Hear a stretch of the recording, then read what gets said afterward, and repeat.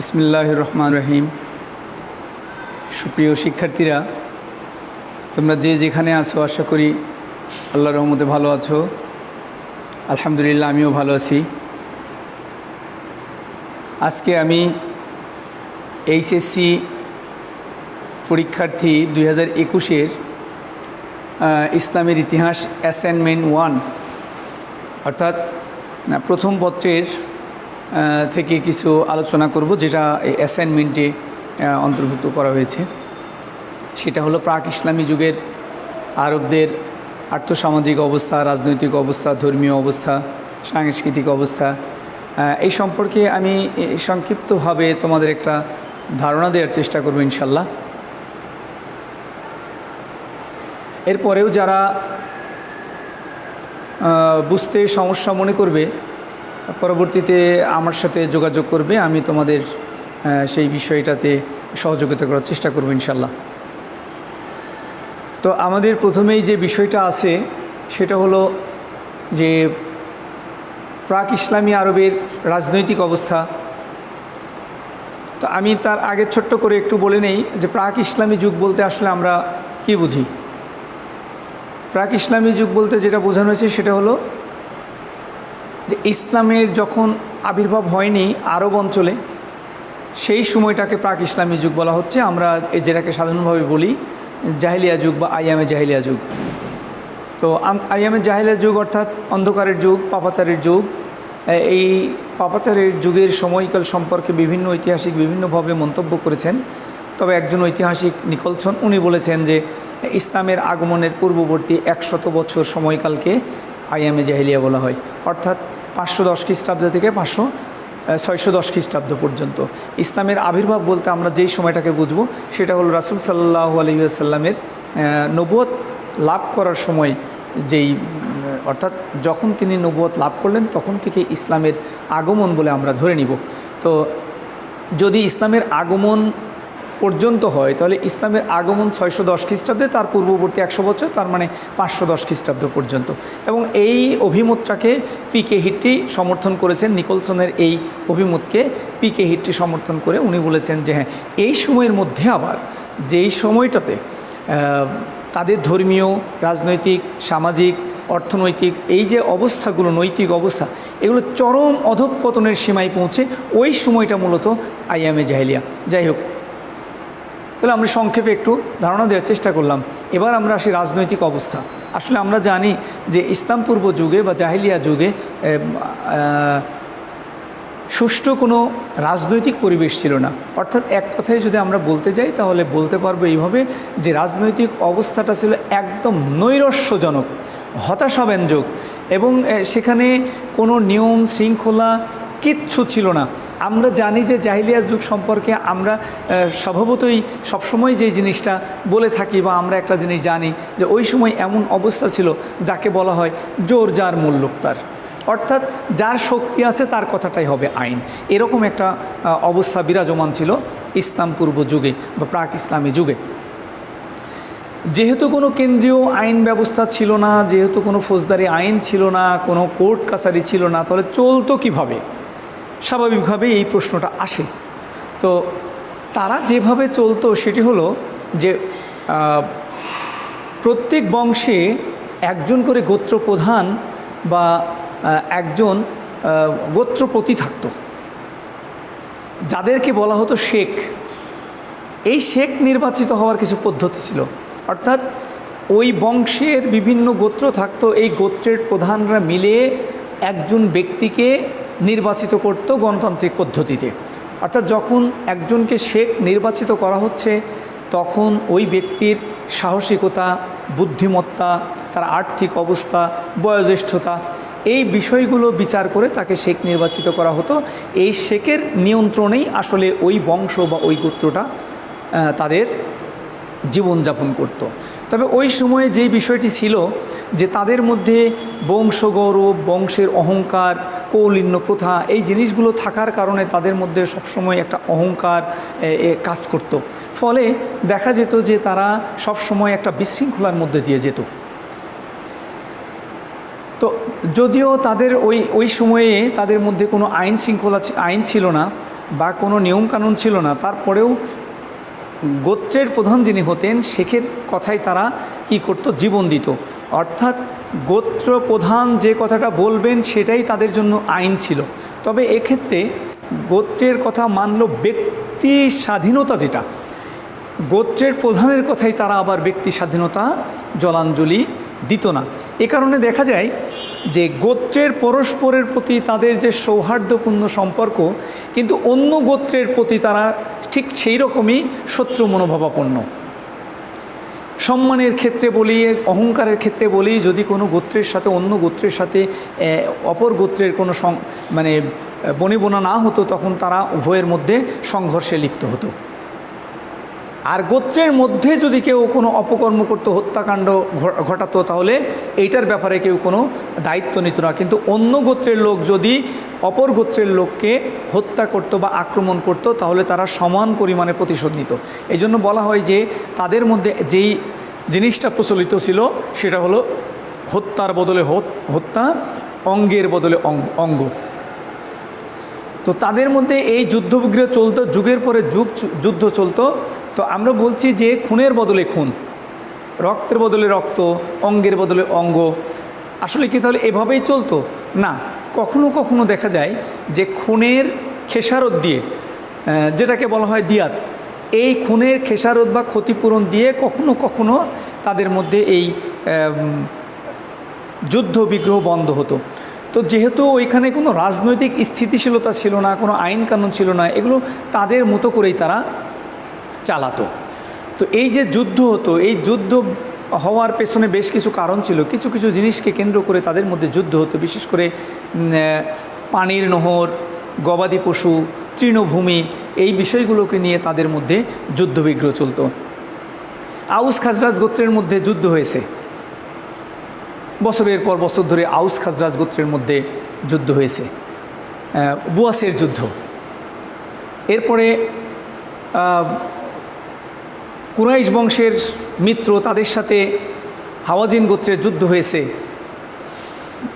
বাসুসের যুদ্ধ, হারফাল ফুজ্জার।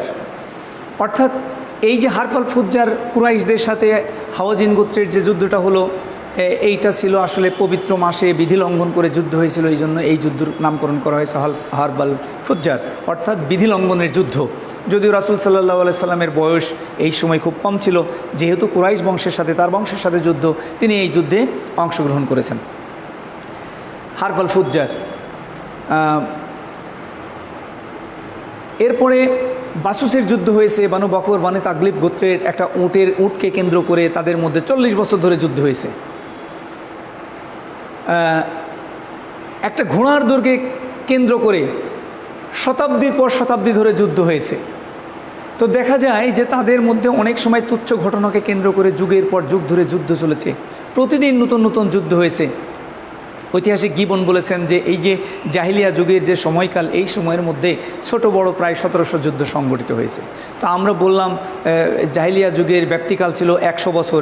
এই 100 বছরের মধ্যে যদি 1700 যুদ্ধ কাউন্ট করা হয়, এরপরে তো আরও কত যুদ্ধ হয়েছে যেটার কোনো হিসাব নেই। তাহলে দেখা যেত গড়ে প্রতিদিনই নতুন নতুন যুদ্ধ তাদের মধ্যে চলতো, যেহেতু আইন দ্বারা তাদেরকে নিয়ন্ত্রণ করার কোনো সিস্টেম ছিল না, যে কারণে তারা এই অবস্থায় ছিল। আমি সংক্ষেপে বলছি তোমাদেরকে।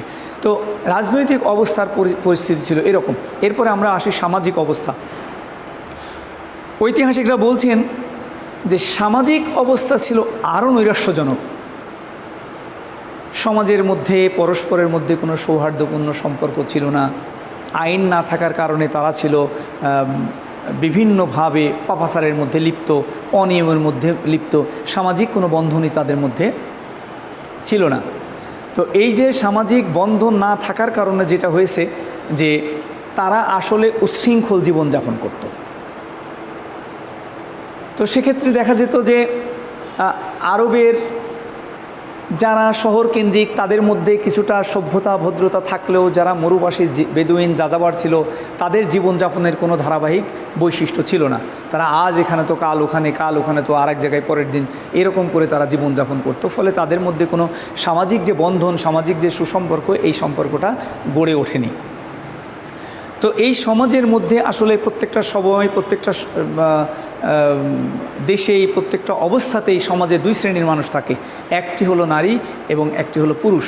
তো পুরুষরা মনে করতো যে তারাই সব কিছু, নারীদের এখানে কোনো কথা বলার অধিকার নেই, তাদের কোনো স্বাধীনতা নেই, তাদের আসলে কোনো কথা থাকতে পারে না, এইভাবে। তো ওই সময় সমাজের মদ খাওয়া, জুয়া খেলা, ব্যভিচার, অনাচার এগুলি তো ছিলই। সবচেয়ে খারাপ অবস্থা ছিল সমাজের নারীদের, অর্থাৎ নারীদের কোনো স্বাধীনতা ছিল না, তাদের স্বামীর সম্পত্তিতে অথবা মৃত পিতার সম্পত্তিতে তাদের কোনো অধিকার ছিল না। নারীদেরকে মনে করা হতো যে পুরুষদের অস্থায়ী সম্পদ, অস্থাবর সম্পদ, অথবা তারা শুধুমাত্র তাদের পুরুষদের খেলনার সামগ্রী। যেমন একজন পুরুষ যখন ইচ্ছা বিয়ে করতে পারত, যতগুলো ইচ্ছা বিয়ে করতে পারত,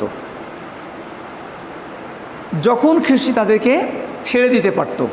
তো এই ছিল নারীদের অবস্থা। শুধু তাই না, অভিজাত শ্রেণীর যারা মানুষ ছিল তারা তাদের আনন্দ উল্লাসের জন্য তাদের খেলার ছলে নারীদেরকে দ্রুতগামী ঘোড়ার লেজের সাথে বেঁধে দিয়ে টানা হতো। যখন তাদের এই জীবন শেষ হয়ে যেত, নারীরা যখন মৃত্যুবরণ করত, তখন ধরে নেওয়া হতো যে তাদের আনন্দটা পরিপূর্ণ হয়েছে, চরম পর্যায়ে পৌঁছেছে।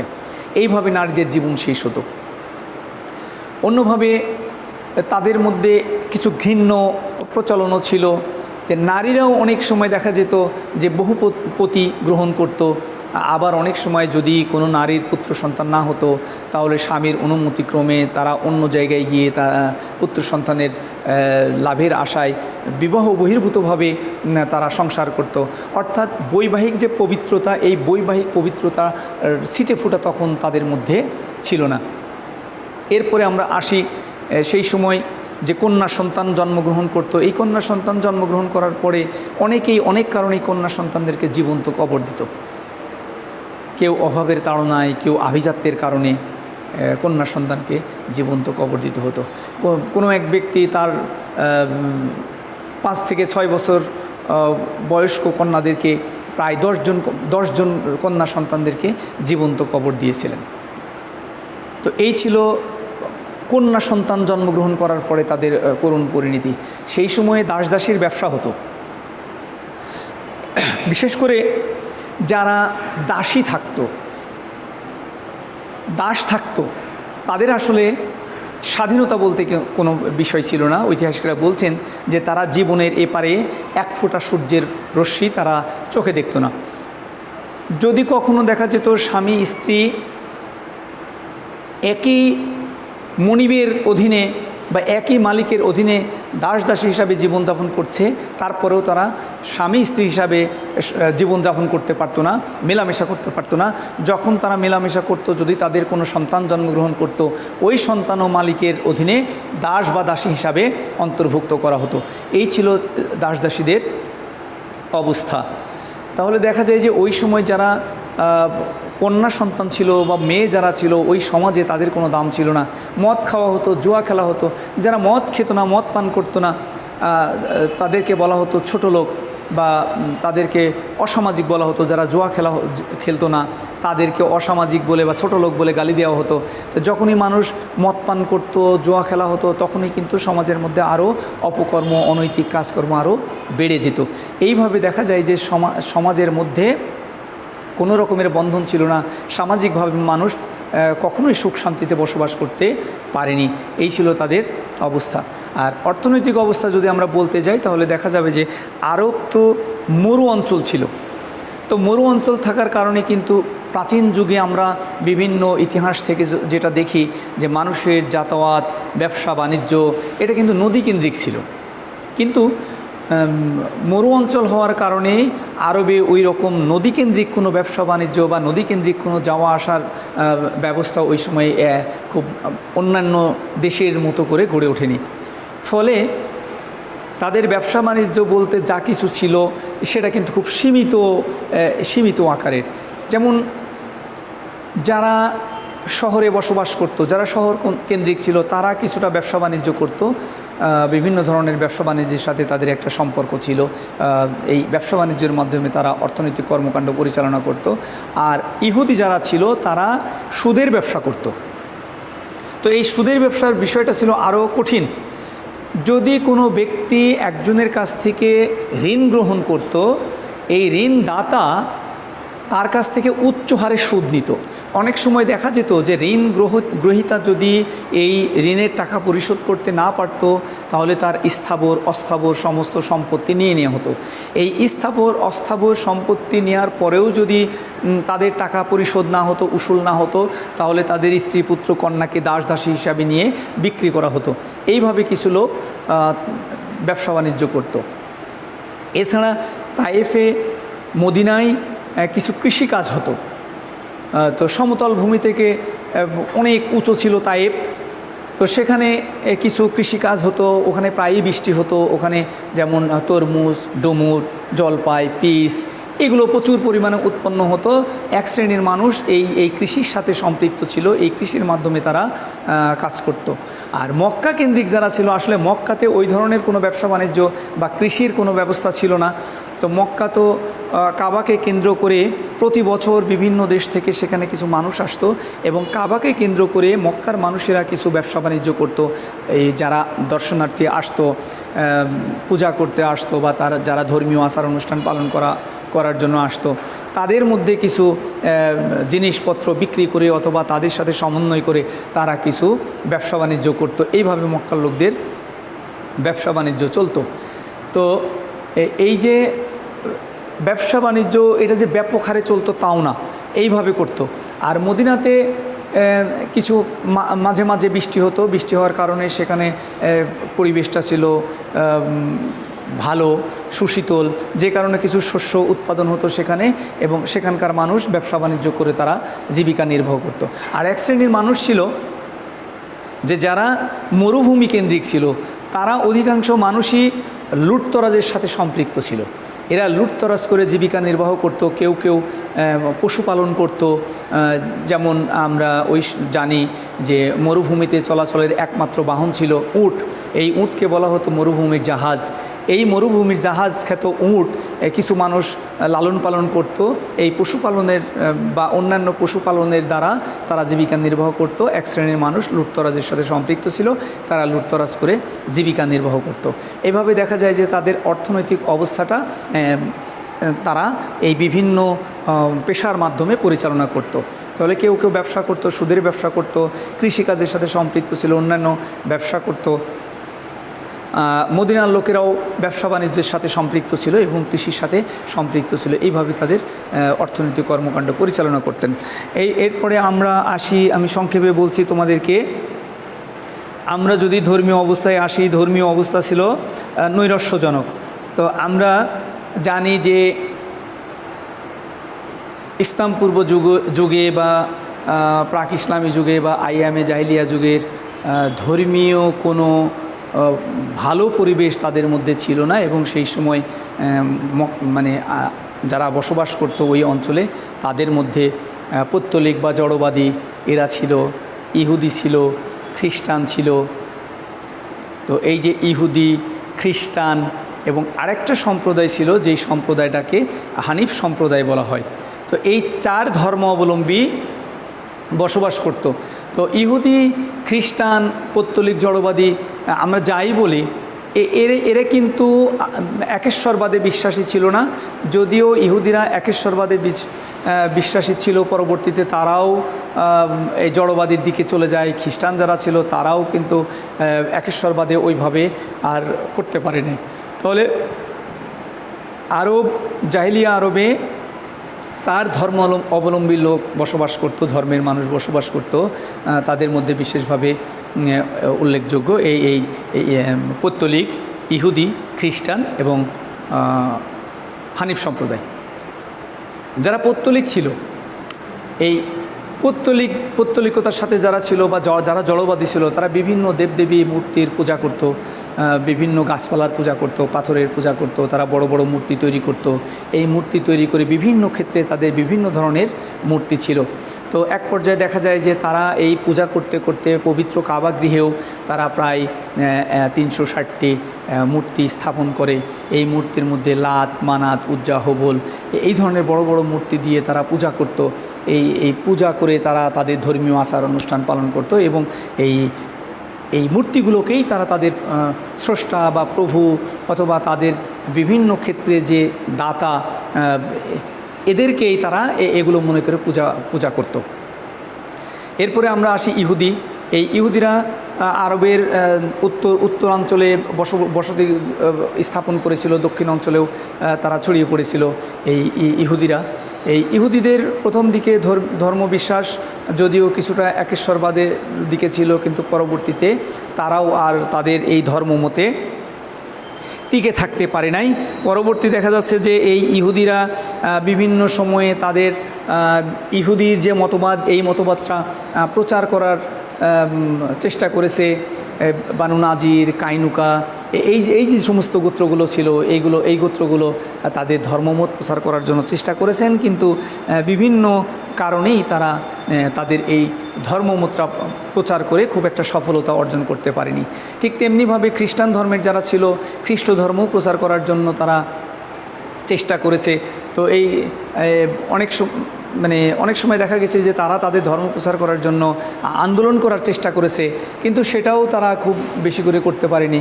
তারাও এক সময় দেখা গেছে যে পবিত্র কাবা গৃহে যিশুর দেওয়াল গাত্রে যিশুর প্রতিকৃতি অঙ্কন করেছে, মেরির প্রতিকৃতি অঙ্কন করেছে। বিশেষ করে যে আব্রাহার যে 570 খ্রিস্টাব্দে তারা মক্কা আক্রমণ করেছিল, কাবাকে ধ্বংস করে সেখানে খ্রিস্টান ধর্ম প্রতিষ্ঠিত করার চেষ্টা করেছিল, কিন্তু পরবর্তীতে তাদের এই প্রচেষ্টাটাও নস্যাৎ হয়ে যায়, তারা এটা করতে পারে নাই বিভিন্ন কারণে। এরপরে আমরা আসি হানিফ সম্প্রদায়, অর্থাৎ এই সম্প্রদায়ের লোকেরা একেশ্বরবাদে বিশ্বাস করত। তারা কী করলো, বিভিন্ন ধর্মের এই ইহুদি, খ্রিস্টান বা পৌত্তলিকদের ধর্মের বিষয়গুলো, তাদের আচার অনুষ্ঠান বা তাদের মন মানসিকতা, তাদের কার্যাবলী পর্যালোচনা করে দেখলো যে আসলে তারা যে ধর্ম পালন করতে চাচ্ছে বা করছে এইটা আসলে কোনো ভিত্তি নাই। যে কারণে তারা ওইগুলো বিবেচনা করে, ওইগুলো মাথায় নিয়ে, ওইগুলো পর্যালোচনা করে তারা একেশ্বরবাদের দিকে ঝুঁকে পড়ে। এই একেশ্বরবাদের দিকে যারা ঝুঁকে পড়লো তাদেরকে আসলে বলা হচ্ছে হানিফ সম্প্রদায়।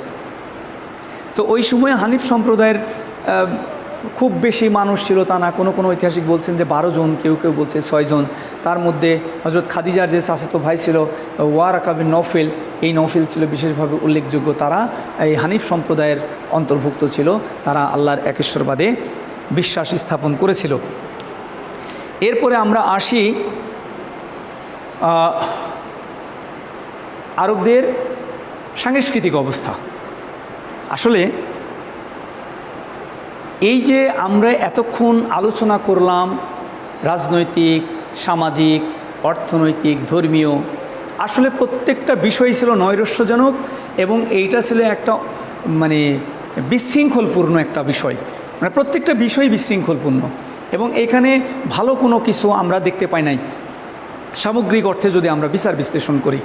তো সেই ক্ষেত্রে আরবরা তুলনামূলকভাবে লেখাপড়া না জানলেও এই যে হতাশা, এই যে বিশৃঙ্খলা, এর মধ্যেও সাংস্কৃতিক ক্ষেত্রে কিন্তু তারা অনেকটাই সচেতন ছিল এবং তারা সাংস্কৃতিকভাবে অনেকটাই তারা সফলতা অর্জন করেছিলেন।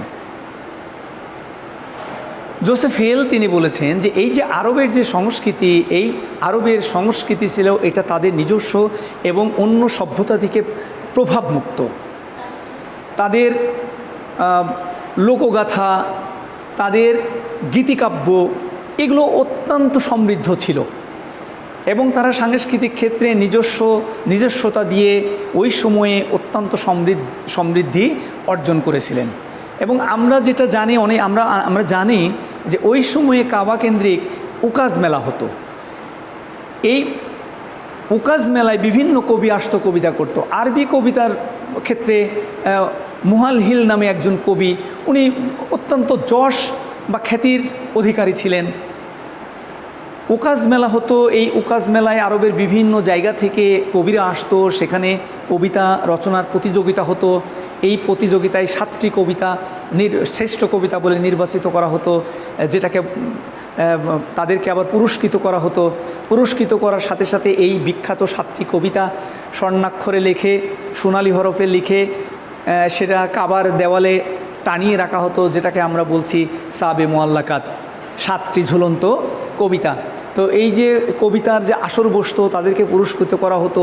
তো এইটা অনেক বিখ্যাত একটা ব্যাপার ছিল, অনেক নাম করে একটা ব্যাপার ছিল। এর মধ্যে এইখানে যারা বিশেষভাবে